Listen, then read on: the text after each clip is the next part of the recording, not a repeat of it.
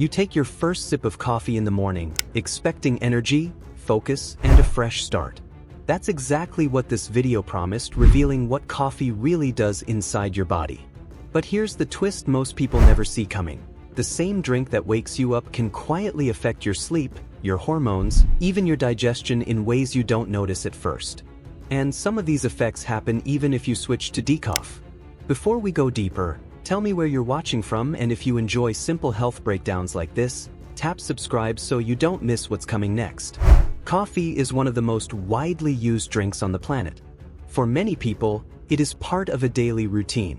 But what happens inside your body after you drink it is more complex than most realize. Let's start with digestion. Many people believe coffee makes them rush to the bathroom because of caffeine. But research suggests something different. Even coffee without caffeine can create similar effects. This points to another factor, a hormone called gastrin. This hormone helps your stomach start the digestion process. When coffee enters your system, gastrin levels can increase, which speeds up movement in your digestive tract. But here's where it gets interesting. Not everyone reacts the same way. While some people experience faster digestion, others may feel the opposite. For them, coffee may slow things down and lead to discomfort. This shows that your body's response depends on your own biology, not just the drink itself. Now let's talk about sleep. Your body naturally builds up a chemical called adenosine throughout the day. This chemical makes you feel tired and ready for rest. The longer you stay awake, the more it builds up. Coffee interrupts this process. The caffeine blocks the receptors that respond to adenosine. That's why you feel alert after drinking it. But there is a hidden cost. When these signals are blocked, your body may struggle to recognize when it is time to sleep. Over time, this can disturb your natural rhythm. Your internal clock becomes confused, making it harder to fall asleep and stay asleep. Even if you feel awake during the day, your sleep quality may suffer later. And that leads to something many people ignore. Poor sleep does not always feel immediate. You may think you are functioning fine, but over time, it affects energy, mood, and overall health. That alone would be enough to rethink your coffee habits. But what happens next is even more surprising. You might think coffee only affects energy and sleep, but its impact goes deeper, into your nervous system and emotions. Caffeine activates what is known as the fight or flight response. This is your body's survival mode. When triggered, your heart rate increases, your body becomes more alert, and stress hormones are released. This is useful in small amounts. It helps you feel focused and ready to act. But when the stimulation becomes too strong, the effects change. You may feel shaky. Your hands may tremble. Your thoughts may race.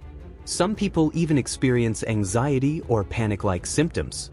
And this can happen faster than you expect. Even slightly increasing your usual intake can raise your baseline stress levels. That means your body stays in a more tense state throughout the day. Now here's something most people don't realize. Coffee also affects hunger and weight. Black coffee contains almost no calories, which makes it popular for people trying to lose weight. It can also increase your metabolic rate slightly. At the same time, it reduces levels of a hormone that makes you feel hungry. This can help you eat less without trying. But that's not the full story. Coffee can also increase another hormone that signals fullness. This means even decaf versions may reduce appetite in some people. So at first glance, coffee seems helpful for weight control. But the effect depends on how you use it. If you add sugar, cream, or flavored syrups, the benefits can disappear quickly. What starts as a low-calorie drink can become a high-calorie habit. Now let's go one level deeper. Coffee also changes blood flow in your body. It triggers the release of adrenaline. One of adrenaline's effects is tightening small blood vessels, especially in areas like your fingers and toes. This can make your hands feel colder or look pale. You may not notice it immediately, but it shows how powerful this drink really is. And just when you think you understand its effects, something else appears, something that can impact your performance in a completely different way. Before we continue, if this is helping you understand your body better, hit subscribe. Because the next part explains why athletes carefully control something most people drink without thinking. Coffee is not just a daily habit. It is also one of the most researched performance boosters in the world. Athletes have studied its effects for years. When used in controlled amounts, caffeine can improve focus, endurance, and even strength. It helps your body use energy more efficiently and delays fatigue during activity. That is why many athletes consume it before training or competition. But there is a limit. Too much caffeine can reverse these benefits. Instead of improved performance, you may feel overstimulated, distracted, or exhausted later. In fact, some organizations have placed limits on how much caffeine athletes can have in their system. That tells you how powerful it is. Now let's shift to your heart. Coffee can temporarily raise your heart rate and blood pressure. This happens because of adrenaline release. Your body enters a more alert state, which naturally increases these signals. For most people, this effect is short-term. Over time, regular coffee drinkers may develop tolerance.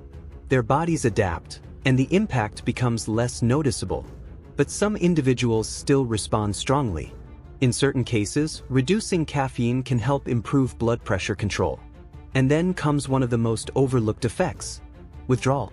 If you suddenly stop drinking coffee, your body reacts. Within a day, you may feel headaches, fatigue, or irritability. This happens because your body has adjusted to the constant stimulation. When that stimulation disappears, your system needs time to rebalance. Even the blood vessels in your brain respond differently, which can lead to discomfort. And here's something else people argue about all the time. Does coffee dehydrate you? The answer is more balanced than most think.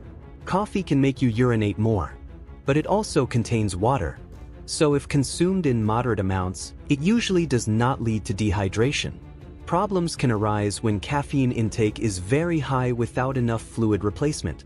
But none of these effects compare to what comes next, because this final part connects everything together in a way most people never consider.